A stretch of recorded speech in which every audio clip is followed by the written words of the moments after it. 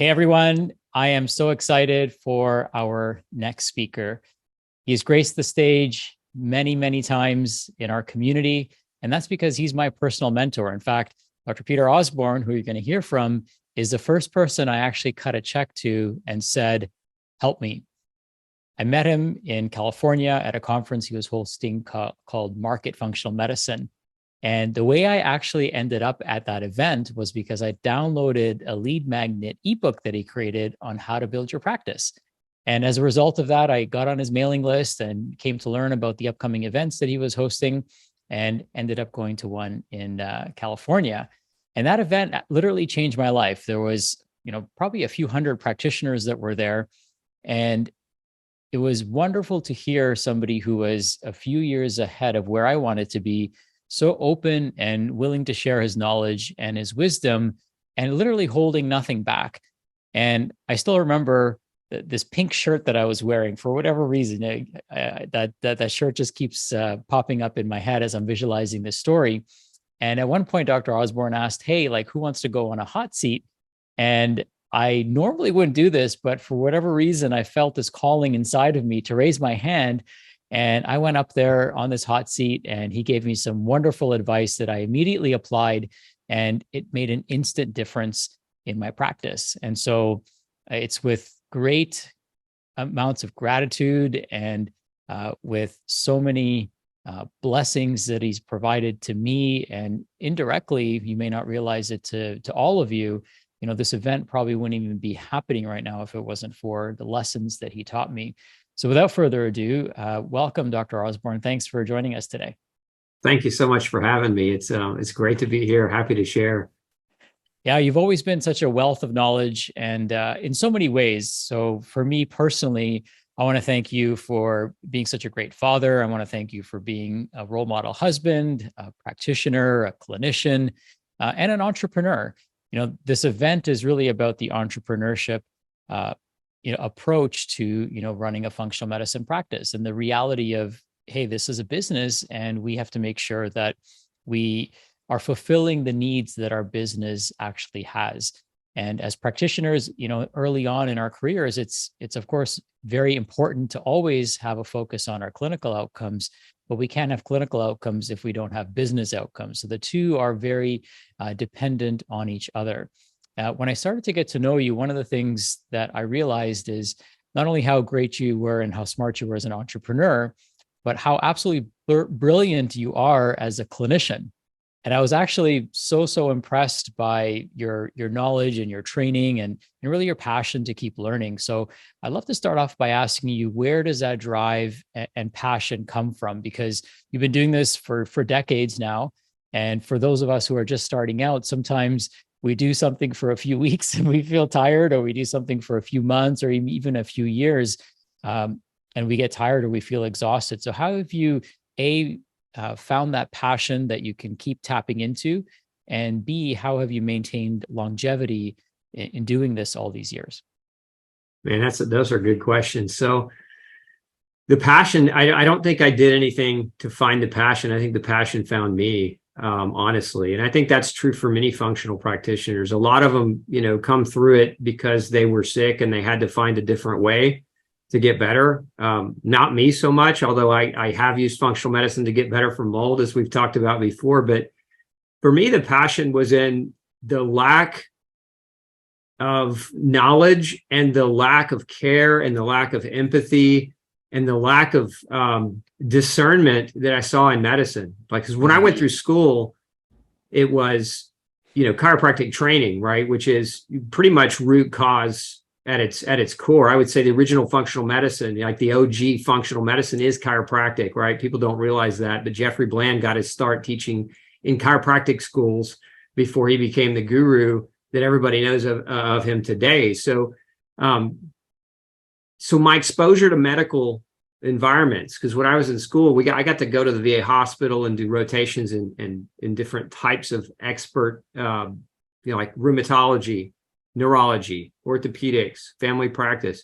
I worked in a family practice for 2 months, did all the exams for the doctor there. They didn't even see their own patients, right? And so I was just blessed to have that kind of training when I was going through my chiropractic schooling. And so when I got to see both worlds, like I got to see the chiropractic world and then I got to see, the actual real medical world, it was like there was no jealousy at all of the medical world. Like sometimes chiropractors have that that kind of, I wish I was a medical doctor kind of slant or whatnot. I never felt that way, because going into medicine, it was like, these guys are really, one, they're inadequate. They don't really, at least the ones I experienced, didn't have empathy, didn't care too terribly much for their patients, didn't spend the time with their patients, ran businesses, but didn't run what their businesses should have been about. And I love what you said a minute ago, which is, functional medicine is very unique in that you first have to be a great clinician.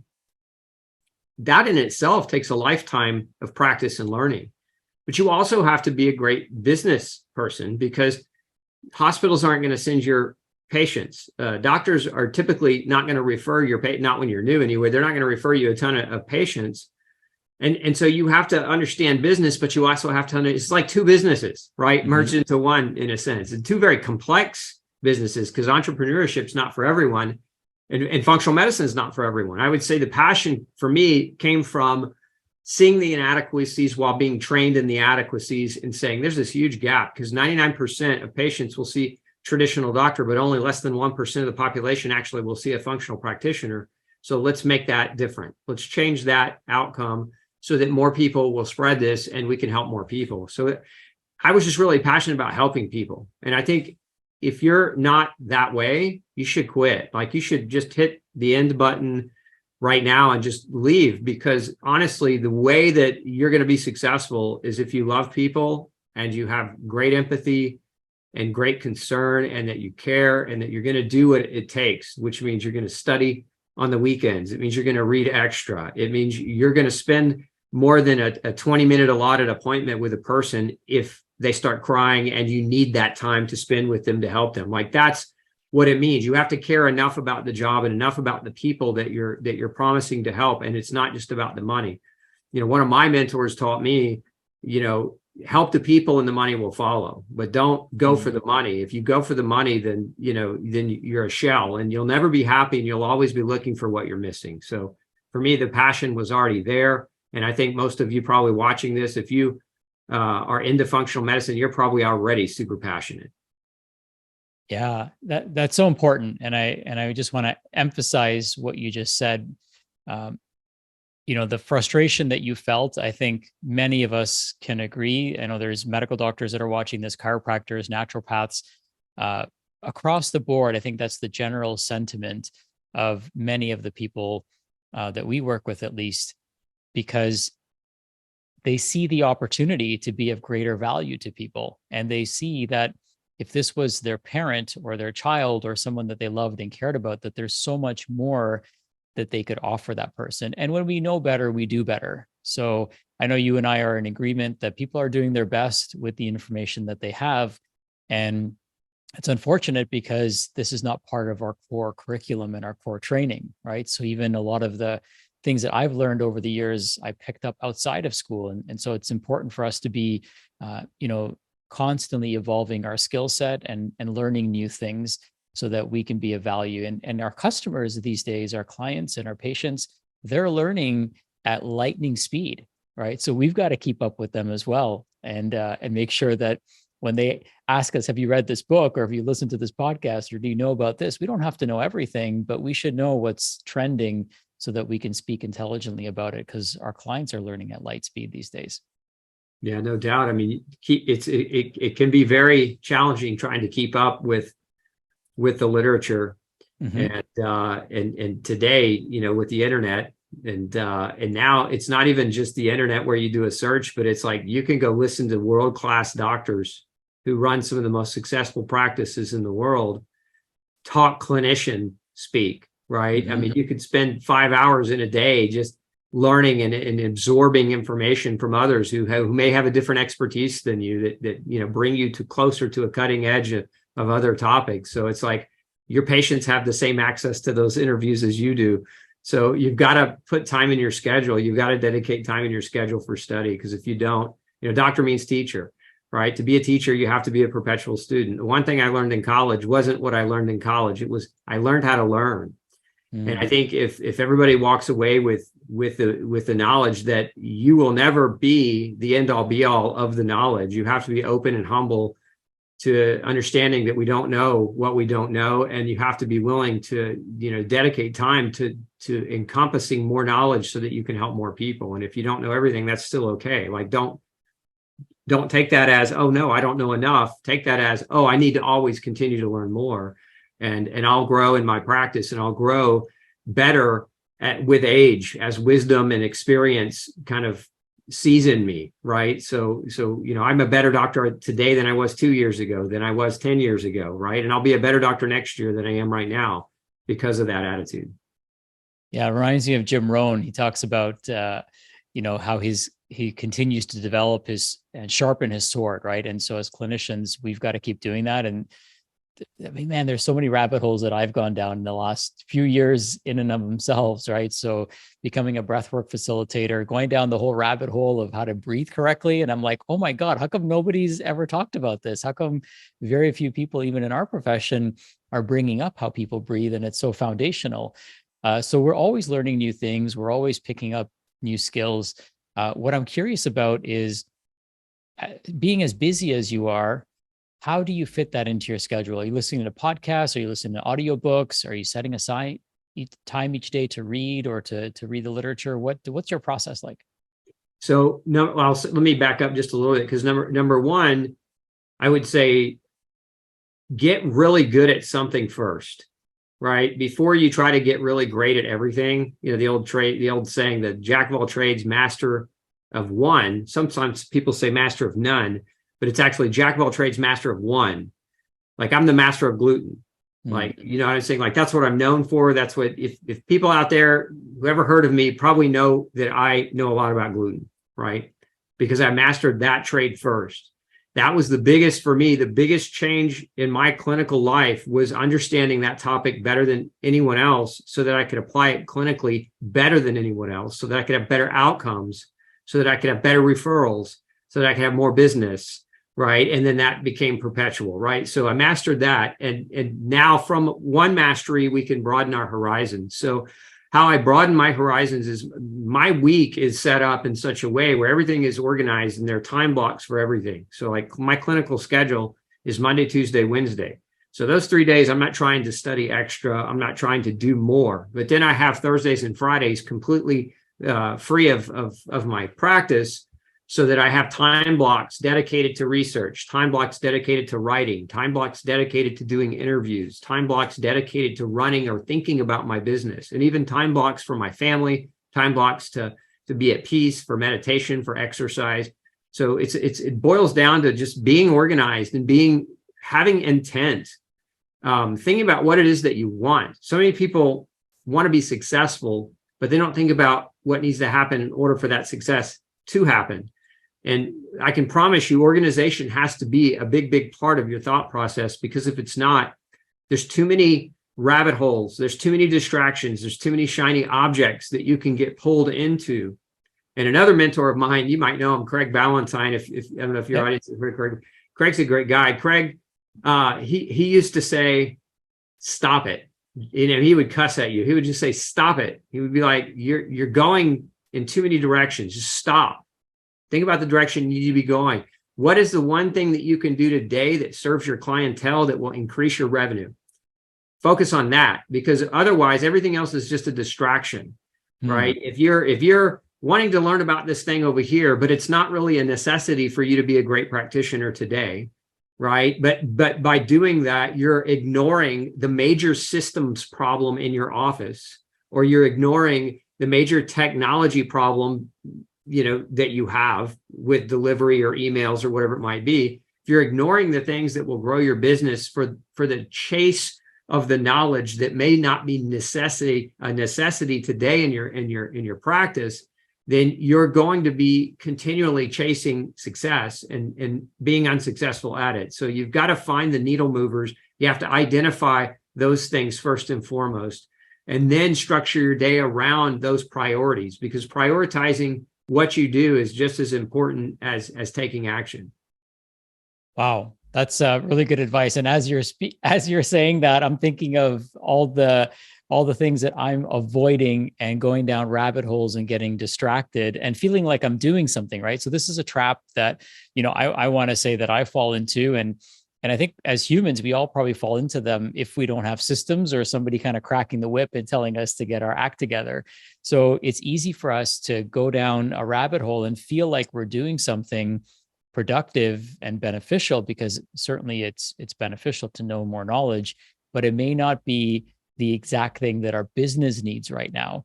And we almost have to view our business as its own separate entity, like a plant that has needs. And if we ignore those needs, then eventually the plant starts to wilt and then eventually it dies. So I love that framework, that context that you provided, because it's easy for really anyone to be distracted by a whole bunch of different shiny objects, right? And so stop, pay attention to what those shiny objects are, be aware of them, but then really focus in. And what I'm hearing you say is really focus in on what's that thing that's going to move the needle for you.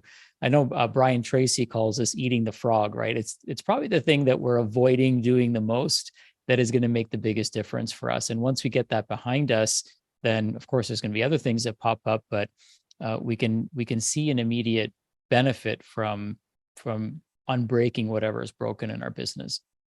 Yeah, and I would say too, because I know a lot of the people watching, many are doctors, many are health coaches, and I see the trend over the years of professionals seeking knowledge to get certifications, to get additional degrees. You don't need all that. Those are shiny objects. And I know some of you may be thinking, but I need that degree for credibility, or I need that certification for more credibility. I can promise you, if you're getting people better consistently, that is your credibility. Nobody's ever looked at my initials, frankly, except for assholes. I'll just be frank, and challenged them or questioned them. I don't even practice with a DC license. I practice with a pastoral license, right? So like my doctorate of chiropractic, I don't use that. I keep it. I still am, right? I've gone through that, but I use what's called a pastoral license to actually see clients. And so nobody ever says, hey, you're not qualified because of that. And I don't need to seek additional credentialing or additional letters behind my name and be distracted by doing that. Because I've seen doctors and I've seen healthcare providers get stuck in this, oh, I got to get in this 3-year program or this 2-year program. And it's such an unnecessary distraction a lot of the times. Now, I'm not saying that if you feel unknowledgeable about the topics that you want to get trained in, that you shouldn't get trained in them. I'm just saying, don't ignore the things that will grow your business and improve your clients' health by chasing something that may not be necessary because you believe you need more credentialing. Nobody cares about your credentials, honestly. The ones that do, who cares? Look, we're in functional medicine. People coming to us are running away from medicine. They don't give a damn if you're a medical doctor or an osteopath. They just don't. That failed them, so they're seeking a new model.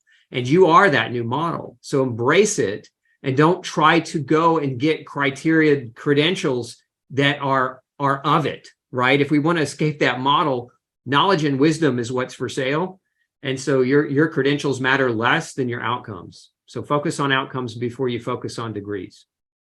Yeah, such a good point. At the end of the day, people want whatever makes them feel good. And if you've got a repertoire of helping people, which you can only build up by helping people, then that does a lot of the credentialing for you, as you said. So again, great advice. I love how you hold no punches back and you just kind of lay it into us. And that's what I loved about you, because as my coach, you would just say it as it is. And, the benefit of that is that there's no sugarcoating, right? And this allows us to actually, as receivers of this information, take action, right? Without having any ambiguity in what we should be doing. I think that there's, this day and age, like knowledge is valuable, as we all know. However, it can be acquired from many different sources. And in fact, if you're passionate about something, you're going to learn at a faster pace than a course can probably deliver it to you at. So, the credentialing may matter to you, very superficially, but as Dr. Osborne says, it doesn't really matter to our clients. And I found that to be true as well. People want to know if you can help them. And if they're being referred to you, or if what you're saying really resonates and lands with them, that's ultimately what they really care about. Yeah, no doubt. So one of the things that you mentioned is your passion about gluten. And I know we've talked about this in previous interviews that we've done. My question for you is, how do you not, and maybe this is a question for myself, I tend to get bored very easily. And so for me, I almost have a hard time committing to something. So how do you stay so committed to the topic of gluten? What, or really any topic in general, like what is it that drives you? Because again, there's so many different things that we can learn about, but what is it that makes you passionate about that one topic, and what makes you capable of staying in that lane? Outcomes. Mm. There's no diet that helps people more than the gluten-free diet done properly. And you can ask that of any practitioner, and they'll probably give you a very similar answer. Now, they may answer you and say, well, keto, but keto is a gluten-free diet. Carnivore is a gluten-free diet. Look at all the diets that are popularized post the gluten-free boom, and they're all gluten-free diets with a twist, right? Mm-hmm. So it's outcomes. I can stay passionate about great outcomes because great outcomes pays the bills, right? It builds your own self-esteem as a practitioner. If you're not getting good outcomes, you lose, self-esteem is very important. Ego is very important in this work, because if you're not helping people, then that shows up in your body language, right? That shows up in your practice, that shows up with your employees or your team members who see people coming in and not getting better. Like it's harder for them to speak of how awesome you are to potential customers if they don't see outcomes that are life-changing. So for me, staying passionate about something that works so well is very easy to do. Now, one of the other aspects to staying passionate about something without getting bored is to build in your lessons with automation. So from a business perspective, like how did I not just get so sick and tired of talking about gluten hour after hour after hour all day long in the clinic? I automated the process.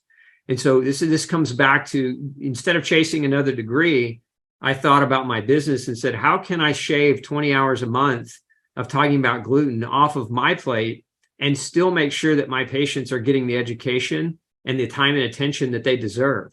So we automated the process. We switched from a one-on-one meetings to webinar style meetings where we have 20 people in a webinar room, and it's an hour and a half webinar. And at the last 5 minutes, I'll go on and answer questions live. So I shaved 20 hours for 5 minutes of questions. And that to me preserved my time to do other things and not get so bored, right? And so anytime you have mastery over a topic, when you're developing mastery, you're passionate about it because as you're teaching it, you're learning it, right? So there's a phraseology that is learn, do, teach, right? So when we learn something that excites us in functional medicine, then we apply it in our practices and do it, right? And then as we're doing it, we're teaching it to our patients. And that's where mastery comes. But once you're past the teaching aspect, teaching a long enough period of time, teaching creates boredom, right? Because it's like, okay, who else? This is why professors at colleges have assistants. They don't want to teach their classes. They have such a mastery. They don't want to keep talking about it. They want to go do more mastery of other things. So they bring in assistants. So what we did is we brought in technology. And I would encourage anyone listening to this, anytime you can automate a process in your office, but still deliver the value of the education that you're trying to give your clientele, do it. That's one of the aspects that's made me so successful. I mean, if I hadn't had automation in my practice, I would be working 6 days a week, booked out 6 months, because I would have to be present in all of those different appointments.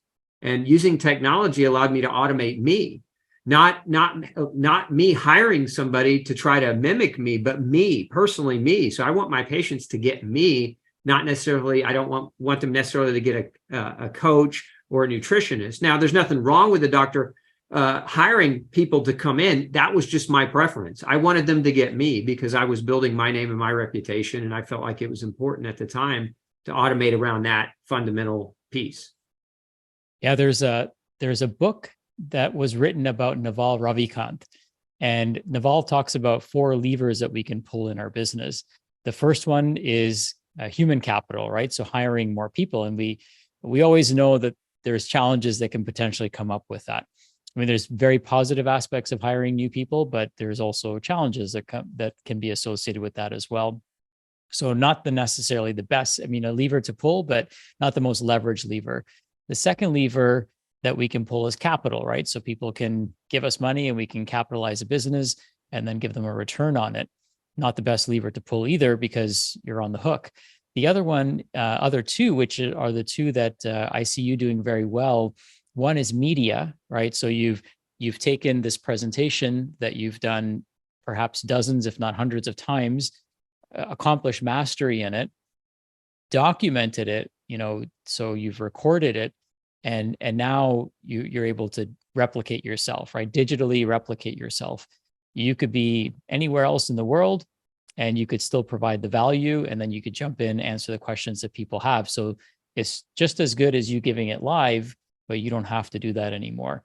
So you've leveraged media. And the second, or the fourth lever rather, the second of the two good ones is code, and it's taking our process and codifying it, which is something that you've also done as well, so that others can replicate the successful results that you're getting in your clinic. So you're pulling those levers really, really well, and it's perfect to have that conversation now, because it's reflective in the work that you do and how you do it. And I love something that you mentioned about the waiting list, because there's so many functional medicine practitioners, people that are, let's just call them successful for lack of a better term, but have like 6-month waiting lists or 2-year waiting lists, and they almost wear it like a badge of honor. And I think you and I can agree that they're probably not leveraged, they're not pulling those levers that they could be and should be. And so people unnecessarily suffer waiting for them to be seen, and maybe they go somewhere else, or maybe their health deteriorates rapidly and even further, and they can't even use functional medicine to that point. So I love that you're pulling those two levers, and it's benefiting not only you, but it's also more importantly benefiting your clients as well. And I would say it benefits them even more. And the reason why is that by using technology, not only do they get to participate in what feels like a live question and answer session, and it is a live Q&A, but it's just a recorded first part, they get access to a replay. So, like if you were doing one-on-one meetings with people and didn't have something else to give them, they could go home and they're going to forget. Remember, they're brain fog functionally sick patients, right? And so they're going to go home and forget 50% maybe of what you said in the appointment, because they were overwhelmed with the symptoms that they're coming to see you with. And so now you're allowing them to take that same information and watch it at their leisure, pause, rewind, etc. And so to me, it's an even better solution that delivers better customer service. Yeah, and I guess it prevents them from having to go home and try to explain it to their spouse.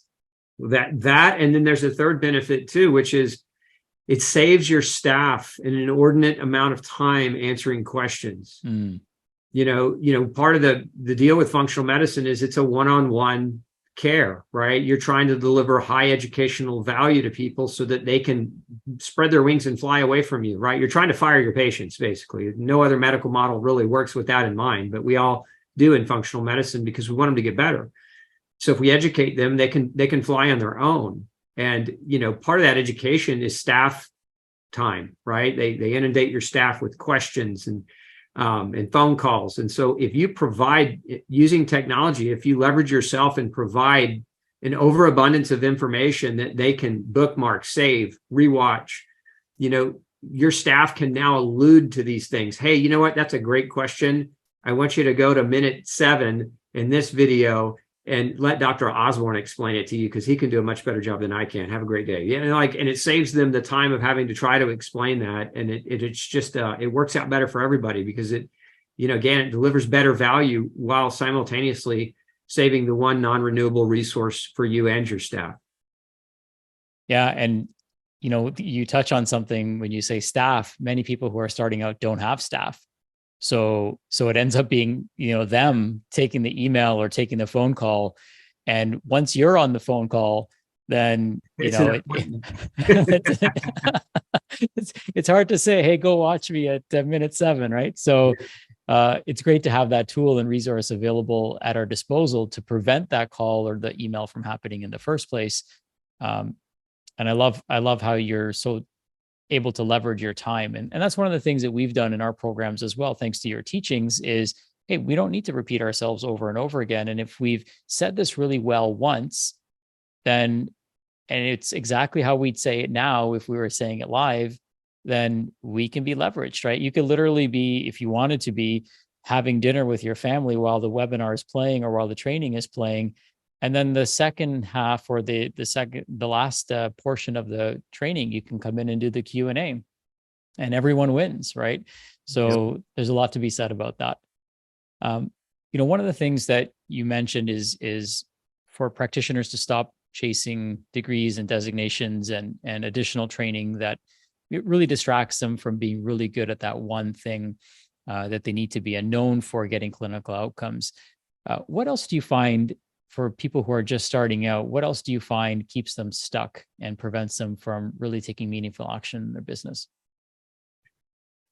Mostly the distractions, besides the degrees and the diplomas and the other things, it's the distractions of things that they shouldn't be focused on. And this is especially true if you're starting out and you're new. Think of every way that you can leverage yourself as being your first priority and not an afterthought. Because what'll happen, if you don't have any employees working for you, or you maybe have one or two, right? The printer breaks, right? Or you need paper, or your computer battery is dead, or whatever whatever minutiae things that happen during the course of a business day that shouldn't really require your attention. Like if you're the breadwinner in the practice, you shouldn't be doing jobs that you could hire somebody to do that are $15 or $20 an hour jobs. In the way that and at first, sometimes you do have to do that. I don't want to discredit any of you who are in the trenches working and burning, because that's what it takes. Initially, it does take that. And don't fool yourself. There's a lot of work. Success looks great on the other side, but there's a lot of work that it takes to get there. So I don't want to say that it doesn't require work. But if I could do anything differently, one of the things I would have done a lot earlier in my practice would have been to leverage myself better. And so think of your business. Part of it is we're in our business all day long, and instead of thinking about our business, we're in it, we're working it, right? And so have time in your schedule where you can think about your business and how you can improve it and how you can leverage yourself, because that's really what is going to save you. It's going to save you resources, financial resources, time resources, relationship resources, that you're going to save them all by leveraging yourself to the nines as much as you possibly can. And that's when I was new, that's where the website becomes an important thing, because the website is a leverage piece, right? Because the website houses your content, whether you're good at writing articles or you're good at creating video or, whatever it is, you use your website as a hub, right? It's how people find you, but it's also where you can send people to get additional information that save you time from having to explain it. So if your patients are like, I'm really not sure about this particular topic, you say, look, I've got a perfect article. It's, 1,000 words long. I want you to go read it. If you still have questions, come back and talk to me. Like, leverage yourself as much as you can. The more you spend that time leveraging yourself, leveraging your brain to serve your communities, the easier it gets.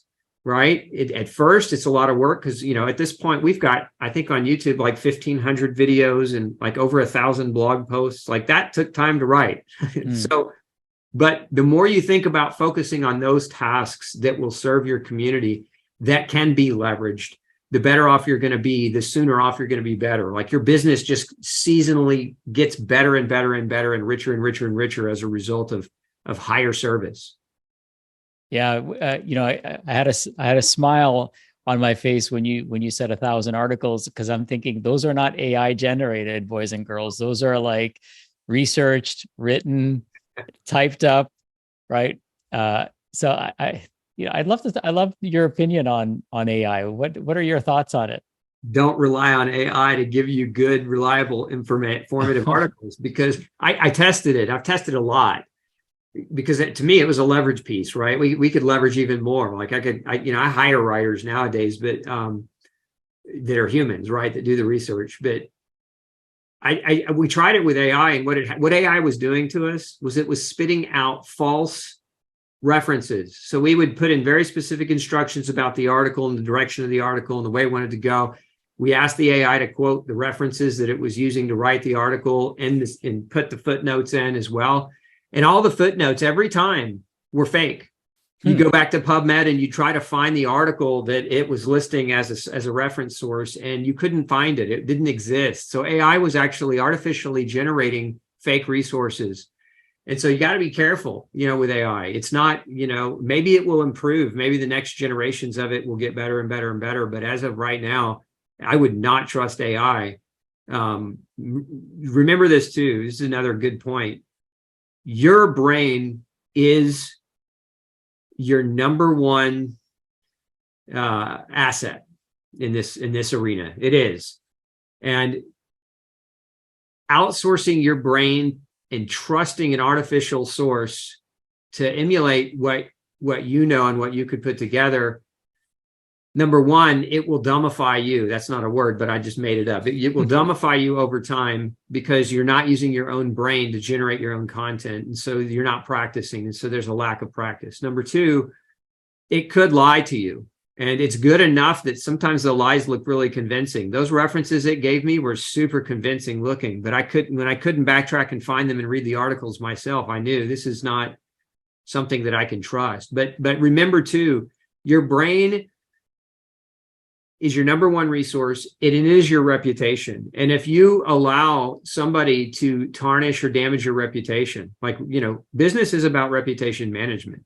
And there's always going to be assholes that say bad things about you if you're shaking things up. Like, how many I've had videos of people wishing I would die because of my attitude about gluten. Like, I mean, I've had crazy stuff sent to me because I'm shaking up the world. I'm shaking up the current thought process around gluten.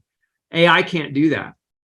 Right. And if it does so in a manner that's wrong or inconsistent or isn't truthful, right, in some way, and you don't catch it because it was good enough to get past your radar, you've just destroyed your reputation. Now you have information that's out there that may not be accurate. And so it's going to poke holes in the armor of your reputation that other people, if they're trying to target you, they will.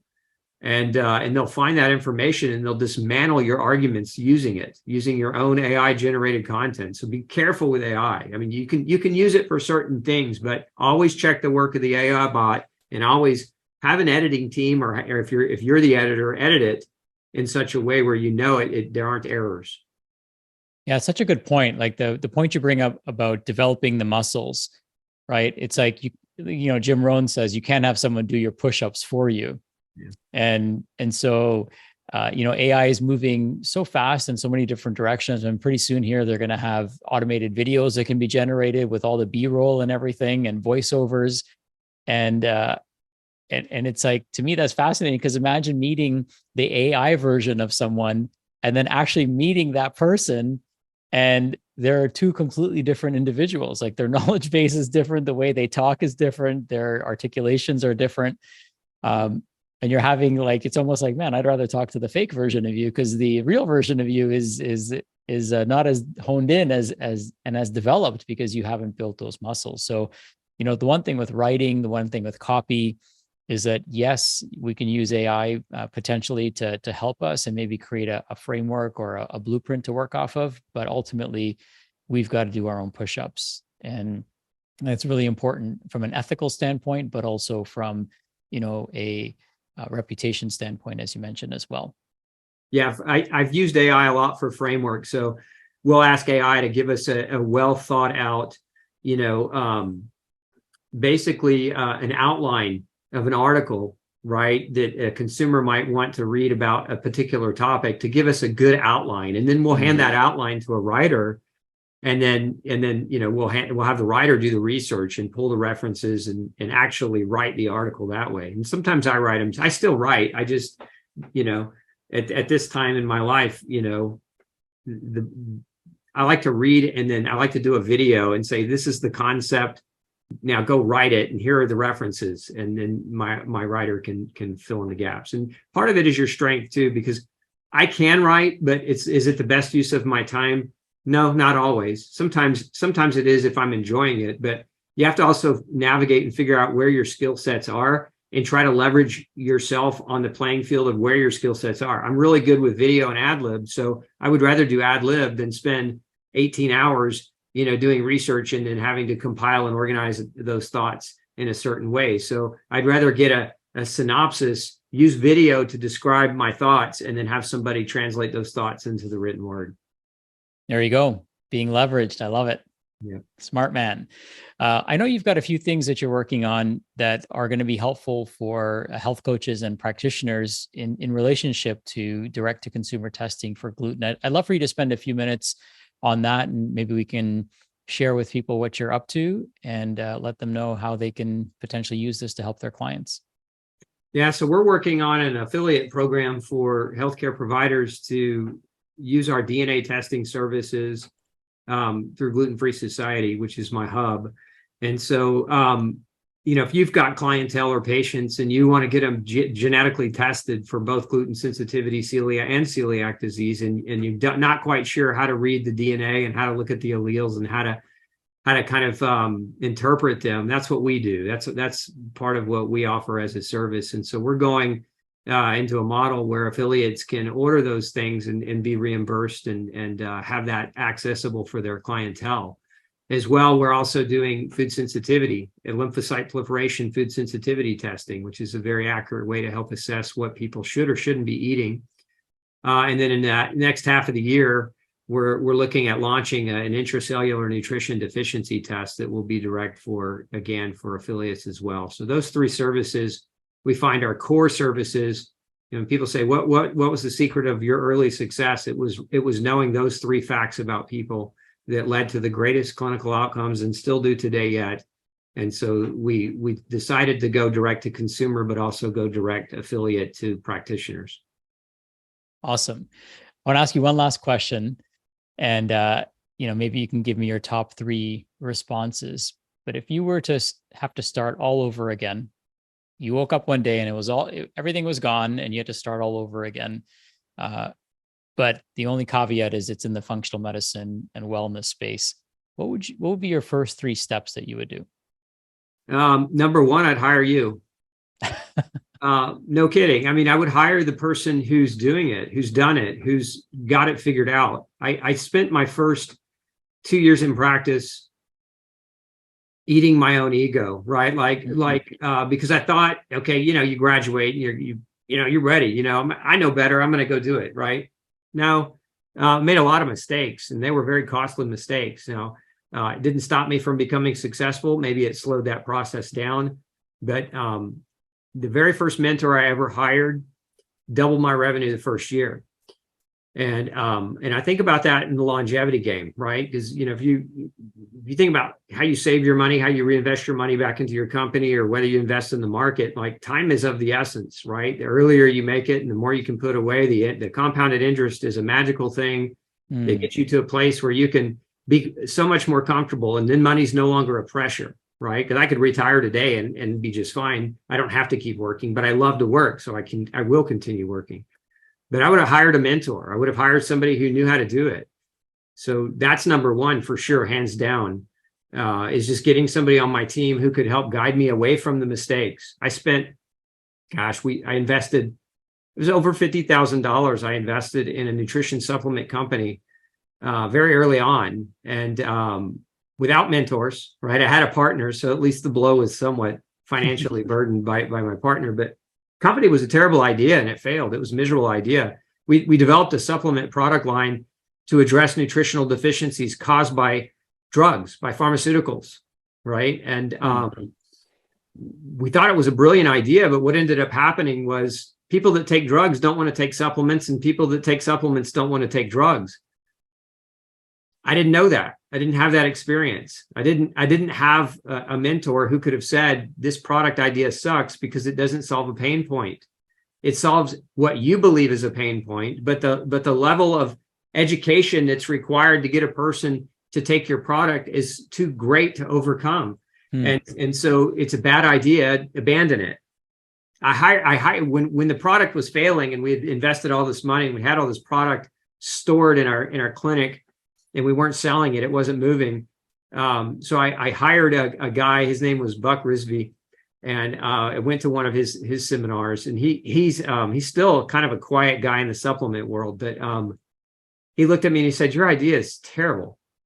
And he just totally lambasted me for such a crappy idea. And I was just like so offended, right? Because my ego was in the way. But that lesson taught me a lot. It taught me that he was right.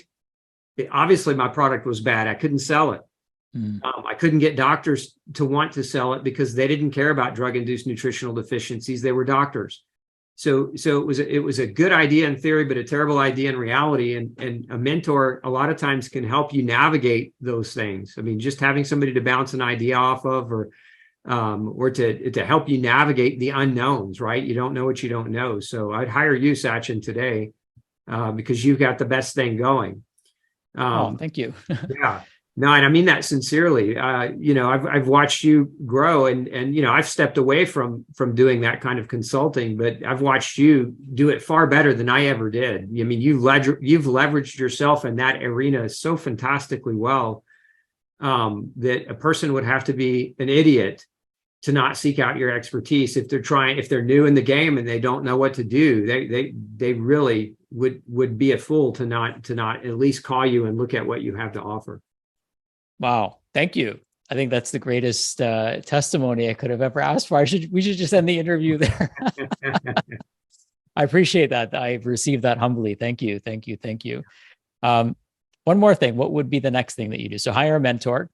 So you have somebody who's, just perhaps just a little bit further up the mountain, who has a different vantage point and a different view, who's willing and happy to share because they know exactly what it feels like to be where the other individual is. I can totally agree with that. And that's why it's kind of a full circle moment here, because you were my first mentor. And I always tell people how much that changed my life, to have somebody believe in you when you didn't believe in yourself, or see something in you that you couldn't see in yourself. There's so much value to that. And for that, I'm eternally grateful. And thank you for that. But what would be the next thing once they have somebody by their side and in their corner? What else would you do? It depends on what kind of practitioner. So if you are a practitioner and you're in the insurance realm, say you're a doctor and you're in that insurance world, get out of it yesterday. Like leave it, walk away. Of course, position your patients ethically into the hands of other trusting doctors that could do a good job taking care of them. But get yourself out of the insurance model quicker as opposed to later. The year I got out of insurance, which was probably 5 years too late, we tripled our revenue. And I saw half the clientele. So, it's a no-brainer. I'm less busy.